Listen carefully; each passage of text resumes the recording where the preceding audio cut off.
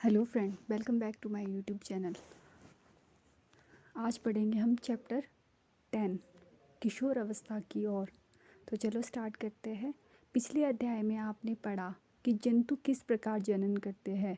मानव एवं बहुत से अन्य जंतु एक निश्चित आयु तक पहुंचने के बाद ही जनन कर सकते हैं। मानव किसी निश्चित आयु के बाद ही क्यों जनन कर सकते हैं। इस अध्याय में आप मानव के शरीर में होने वाले उन परिवर्तनों के विषय में पढ़ेंगे जिनके उपरांत वह जनन हेतु सक्षम हो पाता है। अध्याय 9 में आप मानव जननांगों के विषय में पढ़ चुके हैं। इस अध्याय में हम उन हार्मोन्स के विषय में चर्चा करेंगे जो शिशु बच्चे में होने वाले उन परिवर्तनों में महत्वपूर्ण भूमिका निभाते हैं जिनके कारण बच्चा बड़ा होकर वयस्क हो जाता है। 10.1 किशोर अवस्था एवं यौवना आरंभ। भुजो अपना 12वां जन्मदिन मना रहा था। मित्रों के चले जाने के पश्चात भुजो और पहेली अपने माता पिता के साथ बातें करने लगी। पहेली एक कन्या विद्यालय में पढ़ती है। वह हंसने लगी। उसने टिप्पणी की कि भुजो कि कई मित्रों जिनसे वह 1 वर्ष बाद मिली थी की लंबाई एकाएक कितनी बढ़ गई है। उनमें से कुछ तो मूछें आने से जोकर कार्टून नज़र आ रहे थे। उसकी माँ ने समझाया कि लड़के बड़े हो गए हैं। वृद्धि जन्म के समय से ही होने लगती है, परंतु 10 या 11 वर्ष की आयु के बाद वृद्धि में एकाएक तीव्रता आती है और वृद्धि साफ दिखाई देने लगती है। शरीर में होने वाले परिवर्तन वृद्धि प्रक्रिया का एक भाग है। यह इस बात का संकेत है कि अब आप बच्चे नहीं रहे तथा युवा अवस्था में कदम रख रहे हैं। शरीर में होने वाले इस परिवर्तन की अवधि कब तक रहती है? बुझो क्वेश्चंस कर रहा है। पहेली, जीवन का यह ऐसा अजीब काल है कि इसमें आप ना तो बच्चे रहते हैं और ना ही बड़े। मैं जिज्ञासा हूँ कि क्या बाल्यकाल एवं युवा अवस्था के मध्य की इस अवधि का कोई विशेष नाम है? वृद्धि एक प्राकृतिक प्रक्रम है। जीवन काल की वह अवधि जब शरीर में ऐसे परिवर्तन होते हैं जिसके परिणाम स्वरूप जनन परिपक्वता आती है। किशोर अवस्था एडोलसेंस कहलाती है। किशोर अवस्था लगभग 11 वर्ष की आयु से प्रारंभ होकर 18 अथवा 19 वर्ष की आयु तक रहती है। यह अवधि क्योंकि अंग्रेजी के टीन्स 13 से 18 या 19 वर्ष की आयु तक होती है। किशोरों को टीनेजर्स भी कहा जाता है। लड़कियों में यह अवस्था लड़कों की अपेक्षा 1 या 2 वर्ष पूर्व प्रारंभ हो जाती है। किशोर अवस्था की अवधि व्यक्तियों में भिन्न भिन्न होती है। किशोर अवस्था के दौरान मनुष्य के शरीर में अनेक परिवर्तन आते हैं। यह परिवर्तन यौवना आरंभ का संकेत है। इनमें से सबसे महत्वपूर्ण परिवर्तन है लड़के एवं लड़कियों की जनन क्षमता का विकास। किशोर की जनन परिपक्वता के साथ ही यौवना आरंभ समाप्त हो जाता है। पहेली और भुजों को एहसास होता है कि लंबाई में एकाएक वृद्धि एवं लड़कों में हल्की दाढ़ी मूंछों का आना किशोर अवस्था के लक्षण हैं। वे यौवना आरंभ में होने वाले अन्य परिवर्तनों के विषय में जानना चाहते हैं। यौवना आरंभ में होने वाले परिवर्तन। लंबाई में परिवर्तन। यौवना आरंभ में होने वाले परिवर्तन। लंबाई में वृद्धि। लंबाई में एकाएक वृद्धि यौवना आरंभ के दौरान होने वाला सबसे अधिक दृष्टिगोचर परिवर्तन है। इस समय शरीर की लंबी अस्थियां की अर्थात हाथ और पैरों की अस्थियां हड्डियों की लंबाई में वृद्धि होती है और व्यक्ति लंबा हो जाता है। क्रियाकलाप 10.1 निम्न चार्ट में लड़के व लड़कियों की आयु के साथ लंबाई में वृद्धि की औसत दर को दर्शाया गया है। कॉलम 2 और 3 में किसी व्यक्ति की लंबाई को प्रतिशत में दर्शाया गया है जो किसी आयु पर पहुंचने पर होती है। आयु को कॉलम 1 में दर्शाया गया है। उदाहरणतः 11 वर्ष की आयु तक एक लड़का अपनी पूर्ण लंबाई का 81% लक्ष्य प्राप्त करता है, जबकि एक लड़की अपनी पूर्ण लंबाई की 88% तक पहुंच जाती है। यह आंकड़े प्रतिनिधित्व मात्र है जो व्यक्तियों में भिन्न हो सकते हैं। अपने मित्रों के लिए सारणी का प्रयोग करके उनकी पूर्ण लंबाई का अनुमान लगाइए। पता लगाइए कि आपकी कक्षा में कौन सबसे लंबा और कौन सबसे बौना होता है। पूर्ण लंबाई का प्रतिशत लड़के में 72% और लड़कियों में 70। उस तरीके से जब ये लंबाई दी हुई है, पूर्ण लंबाई की गणना वर्तमान लंबाई बटा वर्तमान आयु में पूर्ण लंबाई का प्रतिशत मल्टीप्लाई 100 कर देते हैं। जैसे उदाहरण, एक लड़का जिसकी आयु 9 वर्ष है और लंबाई है 120 सेंटीमीटर, तो वृद्धि काल की समाप्ति पर उसकी अनुमानित लंबाई होगी 120/75 मल्टीप्लाई 100, 160 सेंटीमीटर। क्रियाकलाप 10.2। क्रियाकलाप 10.1 में दिए गए आंकड़ों का उपयोग करके एक ग्राफ बनाइए। आयु को x अक्ष पर तथा लंबाई में वृद्धि का प्रतिशत y अक्ष पर लीजिए। अपनी आयु को ग्राफ पर विशिष्ट रूप से चिह्नित कीजिए। आप लंबाई के जिस प्रतिशत को प्राप्त कर चुके हैं उसका पता लगाइए। आप अंततः जिस लंबाई को प्राप्त कर सकेंगे उसका परिकलन कीजिए। आप अपने ग्राफ की तुलना निम्न ग्राफ से कीजिए। प्रारंभ में लड़कियां लड़कों की अपेक्षा अधिक तीव्रता से बढ़ती है, परंतु लगभग 18 वर्ष की आयु तक दोनों अपनी अधिकतम लंबाई प्राप्त कर लेते हैं। अलग अलग व्यक्तियों की लंबाई में वृद्धि की दर भी भिन्न भिन्न होती है। कुछ यौवनारंभ में तीव्र गति से बढ़ते हैं तथा बाद में यह धीमी हो जाती है, जबकि कुछ धीरे धीरे वृद्धि करते हैं। मैं चिंतित हूँ, यद्यपि लंबी हो गई परंतु शरीर की तुलना में मेरा चेहरा छोटा है। ये पहेली बोल रही है। पहेली को चिंतित होने की आवश्यकता नहीं है। शरीर के सभी अंग समान दर में वृद्धि नहीं करते। कभी कभी किशोर के हाथ अथवा पैर शरीर के अन्य अंगों की अपेक्षा बड़े दिखाई देते हैं, परंतु शीघ्र ही दूसरे भाग की वृद्धि कर शारीरिक अनुपात को संतुलित कर देते हैं। फलतः शरीर सुडौल हो जाता है। आपने ध्यान दिया होगा कि किसी व्यक्ति की लंबाई उसके परिवार के किसी न किसी सदस्य के लगभग समान होती है। इसका कारण यह है कि लंबाई माता पिता से प्राप्त जीन पर निर्भर करती है, परंतु वृद्धि के इन वर्षों में उचित प्रकार का संतुलित आहार आवश्यक है। यह अस्थियों, पेशियों एवं शरीर के अन्य भागों को सही ढंग से वृद्धि करने हेतु पर्याप्त पोषण करने में सहायता करता है। आप किशोर की पोषक आवश्यकताओं के विषय में इस अध्याय में आगे पढ़ेंगे। शारीरिक आकृति में परिवर्तन। क्या आपने ध्यान दिया है कि आपकी कक्षा के छात्रों के कंधे एवं सीना निचली कक्षा के छात्रों की अपेक्षा अधिक चौड़े होते हैं? इसका कारण यह है कि वे यौवनारंभ में प्रवेश कर चुके हैं, जब वृद्धि के कारण कंधे फैलकर चौड़े हो जाते हैं। लड़कियों में कमर का निचला भाग चौड़ा हो जाता है। वृद्धि के कारण लड़कों में शारीरिक पेशियां लड़कियों की अपेक्षा सुस्पष्ट एवं गठी दिखाई देती है। अतः किशोरावस्था के दौरान लड़कों एवं लड़कियों में होने वाले परिवर्तन अलग अलग है। स्वर में परिवर्तन। क्या आपने ध्यान दिया है कि कभी कभी आपकी कक्षा में के कुछ लड़कों की आवाज़ फटने लगती है? यौवनारंभ में स्वर यंत्र एवं लैरिंगस में वृद्धि का प्रारंभ होता है। लड़कों का स्वर तंत्र या स्वर यंत्र विकसित होकर अपेक्षाकृत बड़ा हो जाता है। लड़कों में बढ़ता हुआ स्वर यंत्र गले के सामने की ओर सुस्पष्ट उभरे भाग के रूप में दिखाई देता है, जिसे एडम्स एप्पल कंठमणि कहते हैं। लड़कियों में स्वर यंत्र अपेक्षाकृत छोटा होता है, अतः बाहर से सामान्यतः दिखाई नहीं देता। सामान्यतः लड़कियों का स्वर उच्च तारत्व वाला होता है, जबकि लड़कों का स्वर गहरा होता है।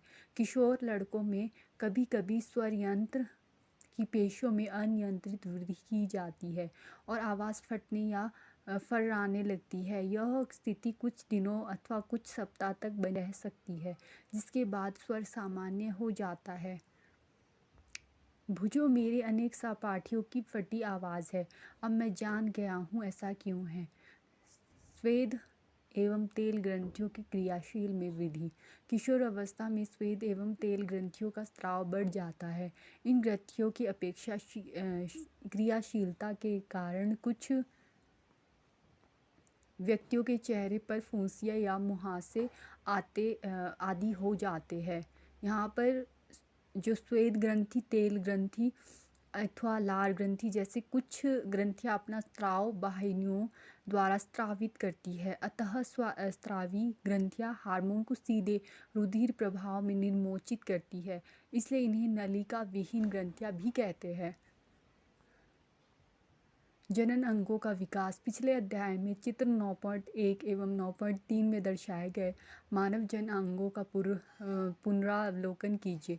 यौवनारंभ में नर जनांग जैसे कि वृषण एवं शीशन पूर्णतः विकसित हो जाते हैं। वृषण से शुक्राणु का उत्पादन भी प्रारंभ हो जाता है। लड़कियों में अंडाशय साइज में वृद्धि हो जाती है तथा अंड परिपक्व होने लगते हैं। अंडाशय से अंडाणुओं का निर्मोचन भी प्रारंभ हो जाता है।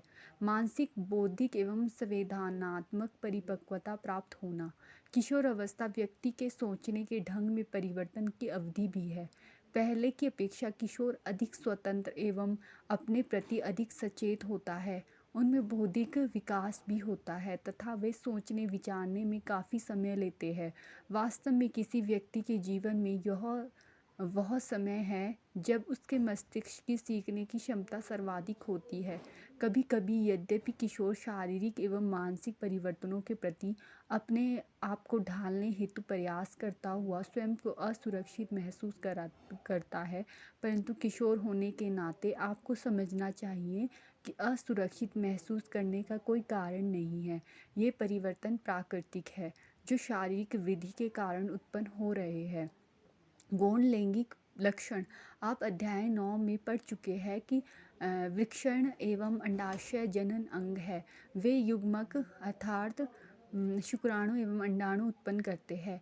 युवा अवस्था में लड़कियों में स्तनों का विकास होने लगता है तथा लड़कों के चेहरे पर बाल उगने लगते हैं अर्थात दाढ़ी मूंछ आने लगती है। ये लक्षण क्योंकि लड़कियों को लड़कों से पहचानने में सहायता करते हैं, अतः इन्हें गौण लैंगिक लक्षण कहते हैं। लड़कों के सीने पर भी बाल आ जाते हैं। लड़कों एवं लड़कियां दोनों में ही बगल एवं जांघ के ऊपरी भाग अथवा प्यूबिक क्षेत्र में भी बाल आ जाते हैं।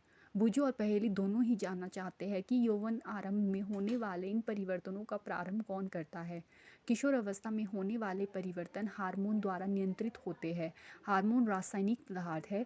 यह अतः स्रावी ग्रंथियों अथवा अतः स्रावी तंत्र द्वारा स्रावित किए जाते हैं।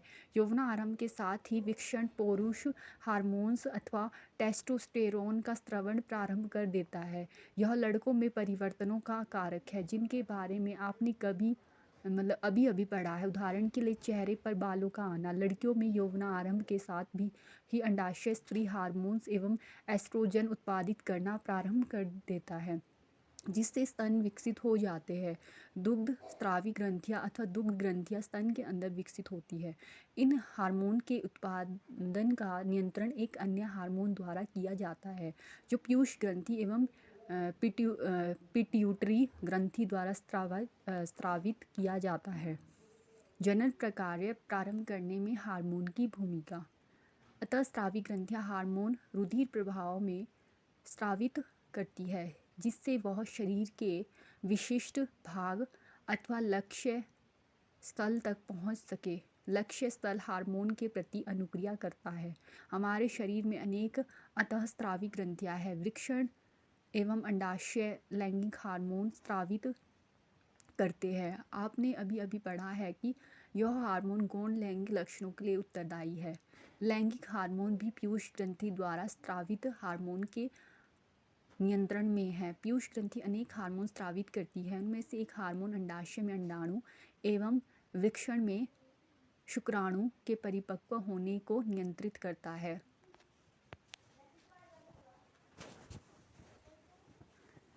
पीयूष ग्रंथि में स्रावित हार्मोन जननांगों जो जन अंग होते हैं को टेस्टोस्टेरोन पुरुष नर में तथा एस्ट्रोजन स्त्रियों में स्रावित करने के लिए उद्दीपित करता है। रुधिर प्रभाव में स्रावित किया जाता है तथा शरीर के विभिन्न भागों लक्ष्य स्थल तक पहुंचता है। यौवना आरंभ के समय शरीर में परिवर्तनों को उद्दीपित करता है। यौवना आरंभ में शारीरिक परिवर्तन हार्मोन द्वारा नियंत्रित होते हैं। पहेली और बूझो अब समझ गए कि यौवना आरंभ व्यक्ति में जनन अवधि का प्रारंभ है, जब व्यक्ति जनन की क्षमता प्राप्त करता है, परंतु वे जानना चाहते हैं कि क्या जनन काल एक बार प्रारंभ होने के बाद जीवन पर्यंत तक चलता रहता है या कभी समाप्त होता है। मानव में जनन काल की अवधि जब किशोरों के वृषण एवं अंडाशय युग्मक उत्पादित करने लगते हैं, तब वे जनन के योग्य हो जाते हैं। युग्मक की परिपक्वता एवं उत्पादन की क्षमता पुरुषों में स्त्रियों की अपेक्षा अधिक अवधि तक रहती है। स्त्रियों में जना अवस्था का प्रारंभ यौवना आरंभ 10 से 12 वर्ष की आयु से हो जाता है तथा सामान्यतः 45 से 50 वर्ष की आयु तक चलता रहता है। यौवना आरंभ पर अंडाणु परिपक्व होने लगते हैं। अंडाशयों में एक अंडाणु परिपक्व होता है तथा लगभग 28 से 30 दिनों के अंतराल पर किसी एक अंडाशय द्वारा निर्मोचित होता है। इस अवधि में गर्भाशय की दीवार मोटी हो जाती है, जिससे वह अंडाणु के निषेचन के पश्चात युग्मनज को ग्रहण कर सके, जिसके फलस्वरूप गर्भधारण होता है।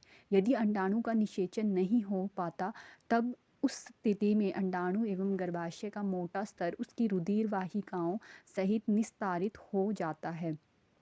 इससे स्त्रियों में रक्तस्राव होता है, जिसे ऋतुस्राव अथवा रजोधर्म कहते हैं। ऋतुस्राव लगभग 28 से 30 दिन में एक बार होता है। पहला ऋतुस्राव यौवना आरंभ में होता है, जिसे रजोदर्शन कहते हैं। लगभग 45 से 50 वर्ष की आयु में ऋतुस्राव होना रुक जाता है। ऋतुस्राव के रुक जाने को रजोनिवृत्ति कहते हैं। प्रारंभ में ऋतुस्राव चक्र अनियमित हो सकता है तथा इसके नियमित होने में कुछ समय लग सकता है। पहेली कहती है कि स्त्रियों में जनन काल की अवधि रजोदर्शन में रजोनिवृत्ति तक होती है। क्या यह सही है? ऋतुस्राव चक्र का नियंत्रण हार्मोन द्वारा होता है। इस चक्र में अंडाणु का परिपक्व होना, इसका निर्मोचन, गर्भाशय की दीवार का मोटा होना एवं निषेचन न होने की स्थिति में इसका टूटना शामिल है। यदि अंडाणु का निषेचन हो जाता है तो वह विभाजन करता है तथा गर्भाशय में विकास के लिए स्थापित हो जाता है, जैसा कि आप पिछले अध्याय में पढ़ चुके हैं। संतति का लिंग निर्धारण किस प्रकार होता है? मैंने अपनी माँ और चाची की बातें करते सुना कि मेरी चचेरी बहन का होने वाला बच्चा लड़का होगा या लड़की। मुझे यह जानने की उत्सुकता है कि इस बात का निर्धारण कैसे होता है कि निषेचित अंडाणु लड़के में अथवा लड़की में विकसित होगा। ये पहेली पूछ रही है। लड़का अथवा लड़की, निषेचित अंडाणु अथवा युग्मनज में जन्म लेने वाले शिशु के लिंग निर्धारण का संदेश होता है। यह संदेश निषेचित अंडाणु में धागे सी संरचना अर्थात गुणसूत्रों में निहित होता है। अध्याय 8 का स्मरण कीजिए कि गुणसूत्र प्रत्येक कोशिका के केंद्रक में उपस्थित होते हैं। सभी मनुष्यों की कोशिकाओं के केंद्रक में 23 जोड़े गुणसूत्र पाए जाते हैं। उनमें से 2 गुणसूत्र, एक जोड़ी लिंग सूत्र जिन्हें X एवं Y कहते हैं, स्त्री में 2 X गुणसूत्र होते हैं, जबकि पुरुष में एक X तथा एक Y गुणसूत्र होते हैं। युग्मक अंडाणु एवं शुक्राणु में गुणसूत्रों का एक जोड़ा होता है। अनिषेचित अंडाणु में सदा एक X गुणसूत्र होता है, परंतु शुक्राणु 2 प्रकार के होते हैं, जिनमें एक प्रकार में X गुणसूत्र एवं दूसरे प्रकार में Y गुणसूत्र होते हैं। चित्र 10.4 में देखिए, जब X गुणसूत्र वाला शुक्राणु अंडाणु को निषेचित करता है तो युग्मनज में 2 X गुणसूत्र होंगे तथा वह मादा शिशु में विकसित होगा। यदि अंडाणु को निषेचित करने वाले शुक्राणु में Y गुणसूत्र है तो युग्मनज नर शिशु में विकसित होगा। अब आप जान गए हैं कि जन्म से पूर्व शिशु के लिंग का निर्धारण उसके पिता के लिंग गुणसूत्रों द्वारा किया जाता है। यह धारणा कि बच्चे के लिंग के लिए उसकी माँ उत्तरदायी है पूर्णतः निराधार है एवं अन्याय संगत है। लिंग हार्मोन के अतिरिक्त अन्य हार्मोन चित्र 10.3 का पुनः अवलोकन कीजिए। पीयूष ग्रंथि द्वारा स्रावित हार्मोन जन अंगों को उनके हार्मोन उत्पन्न करने के लिए उद्दीपित करते हैं। आप पढ़ ही चुके हैं कि पीयूष ग्रंथि एक अंतःस्रावित ग्रंथि है जो मस्तिष्क से जुड़ी होती है। पीयूष ग्रंथि वृषण एवं अंडाशय के अतिरिक्त हमारे शरीर में थायराइड, अग्नाशय एवं एड्रीनल अधिवृक्क जैसी कुछ अन्य अंतःस्रावी ग्रंथियां भी है। भुजो और पहेली को याद है कि एक बार जब वह अपनी डॉक्टर बुआ के यहाँ गए थे तब उन्होंने वहाँ काका नाम के एक लड़के को देखा था जिसका गला बहुत फूला हुआ एवं उभरा हुआ था। उनकी बुआ ने उन्हें बताया कि काका गॉइटर नामक व्याधि से ग्रस्त है जो थायराइड ग्रंथि का रोग है। काका की थायराइड ग्रंथि थायरॉक्सिन हार्मोन का उत्पादन नहीं कर रही थी। उनकी बुआ ने यह भी बताया कि उनके फूफाजी मधुमेह से पीड़ित है क्योंकि उनका अग्नाशय इंसुलिन हार्मोन का उत्पादन पर्याप्त मात्रा में नहीं कर रहा है। भुजो एवं पहेली ने उनके दवाखाने में टंगे चार्ट में दर्शाए गए एड्रीनल ग्रंथि के विषय में पूछा। उनकी बुआ ने उन्हें बताया कि एड्रीनल ग्रंथि ऐसे हार्मोन स्रावित करती है जो रुधिर में नमक की मात्रा को संतुलित करता है। एड्रीनल या एड्रेनालिन नामक हार्मोन का स्रावण भी करती है। एड्रेनालिन क्रोध, चिंता एवं उत्तेजना की अवस्था में तनाव के संयोजन का कार्य करता है। थायराइड एवं एड्रीनल ग्रंथि पीयूष ग्रंथि द्वारा स्रावित हार्मोन के माध्यम से प्राप्त आदेश के अनुसार ही अपने हार्मोन का स्रावण करती है। पीयूष ग्रंथि वृद्धि हार्मोन भी स्रावित करती है जो व्यक्ति की सामान्य वृद्धि के लिए आवश्यक है। क्या अन्य जंतुओं में भी हार्मोन स्रावित होते हैं? क्या जनन प्रक्रिया में उनका कोई योगदान है? कीट एवं मेढक में जीवन चक्र पूर्ण करने में हार्मोन का योगदान। आप रेशम के कीट एवं मेढक के जीवन चक्र के विषय में तो पढ़ ही चुके हैं। इल्ली को वयस्क शलभ बनने तक अनेक चरणों से गुजरना पड़ता है। अथवा साथ में पढ़े रेशम के कीट के जीवन चक्र का स्मरण कीजिए। इसी प्रकार टैडपोल को भी वयस्क मेढक बनने के लिए अनेक चरणों से गुजरना पड़ता है। अध्याय 9 लार्वा से वयस्क बनने के इस परिवर्तन को कायांतरण कहते हैं। कीटों कायांतरण का नियंत्रण कीट हार्मोन द्वारा होता है। मेढक में थायराइड द्वारा स्रावित हार्मोन थायरॉक्सिन इसका नियमन करता है। थायरॉक्सिन के उत्पादन के लिए जल में आयोडीन की उपस्थिति आवश्यक है।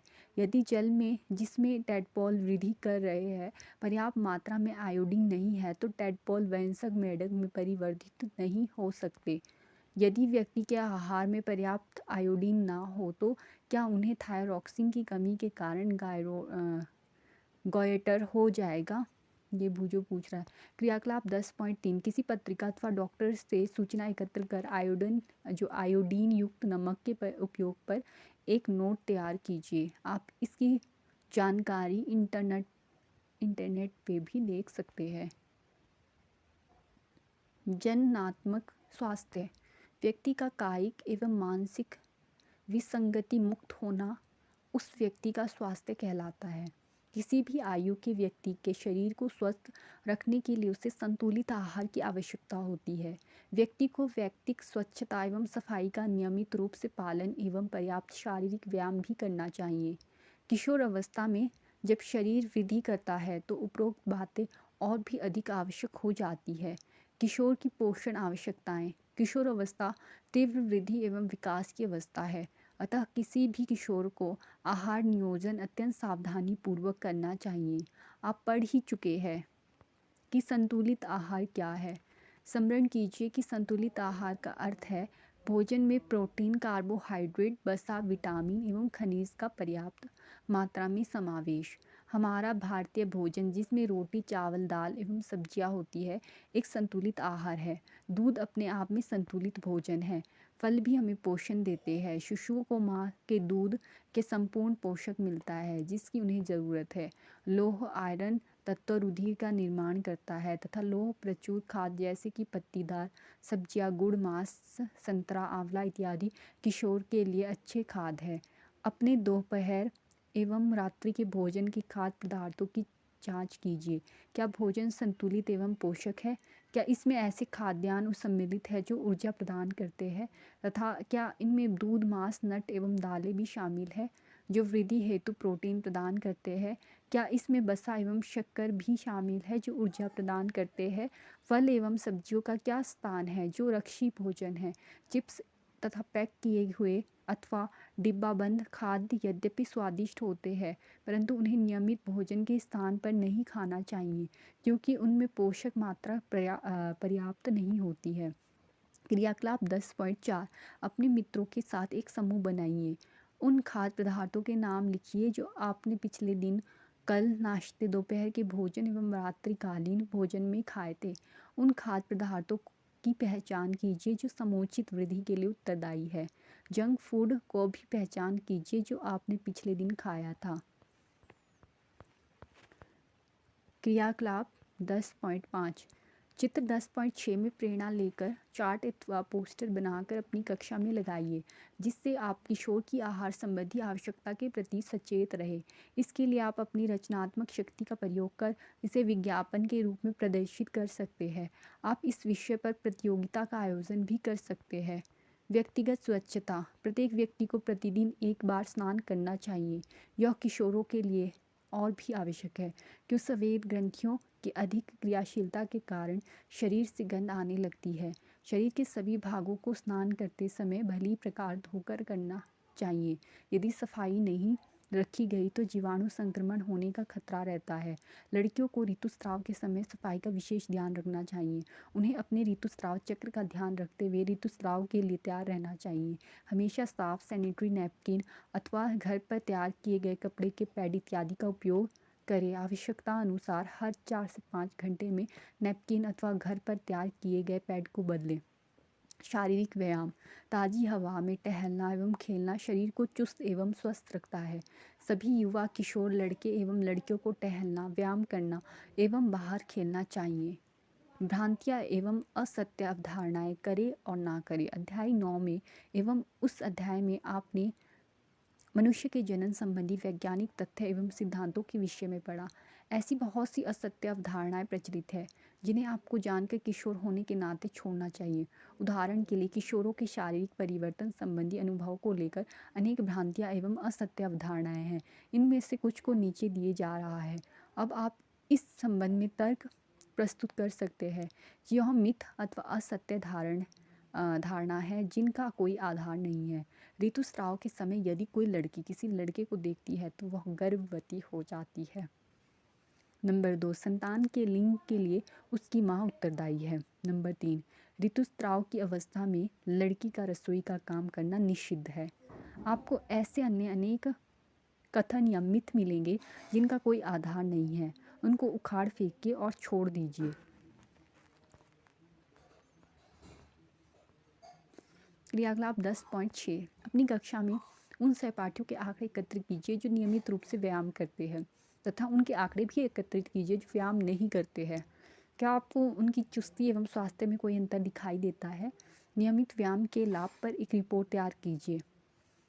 नशीली दवाई ड्रग्स का निषेध करें। किशोर अवस्था व्यक्ति की शारीरिक एवं मानसिक रूप से अधिक सक्रियता का समय है जो वृद्धि काल का एक सामान्य अंग है। अतः भ्रमित अथवा असुरक्षित न महसूस करें।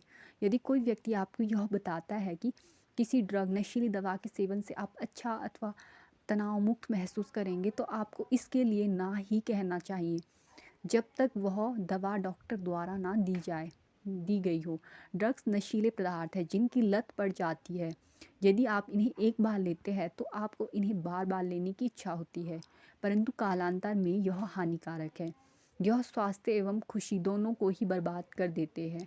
आपने एड्स के विषय में तो अवश्य ही सुना होगा जो HIV नामक खतरनाक विषाणु वायरस द्वारा होता है। यह वायरस एक पीड़ित व्यक्ति से स्वस्थ व्यक्ति में ड्रग के लिए इस्तेमाल की जाने वाली सीरीज द्वारा भी हो सकता है। वायरस का संक्रमण दूसरे माध्यमों जैसे कि पीड़ित रोगी माँ से दूध द्वारा उसके शिशु में हो सकता है।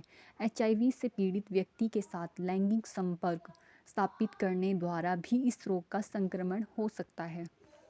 किशोरों द्वारा गर्भधारण।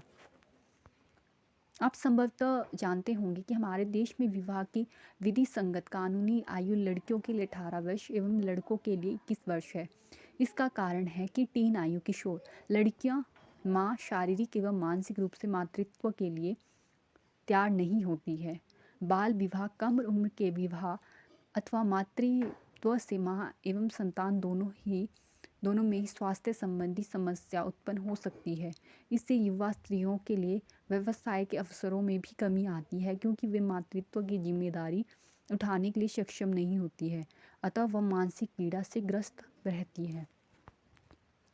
आपने क्या सीखा? यौवना आरंभ होने पर व्यक्ति जनन के लिए सक्षम हो जाता है। 11 वर्ष की आयु से 19 वर्ष तक की अवधि किशोर अवस्था कहलाती है। यौवना आरंभ का प्रारंभ होने पर जनन अंगों में वृद्धि होती है तथा शरीर के विभिन्न स्थानों पर बाल आने लगते हैं। लड़कियों में स्तन विकसित हो जाते हैं तथा लड़कों के चेहरे पर दाढ़ी मूछें आ जाती है। किशोर अवस्था में स्वर यंत्र की वृद्धि होने के कारण लड़कों की आवाज़ फटने लगती है। किशोर अवस्था में लंबाई में वृद्धि होती है। यौवना आरंभ एवं जनन अंगों का परिपक्व होना हार्मोन द्वारा नियंत्रित होता है। हार्मोन अंतःस्रावी ग्रंथियों द्वारा स्रावित पदार्थ है जो रुधिर में सीधे पहुंचते हैं। पीयूष ग्रंथि हार्मोन स्रावित करते हैं, जैसे कि वृद्धि हार्मोन तथा अन्य ग्रंथियां वृषण, अंडाशय, थायराइड एवं एड्रिनल को हार्मोन स्रावित करने के लिए उद्दीपित करते हैं।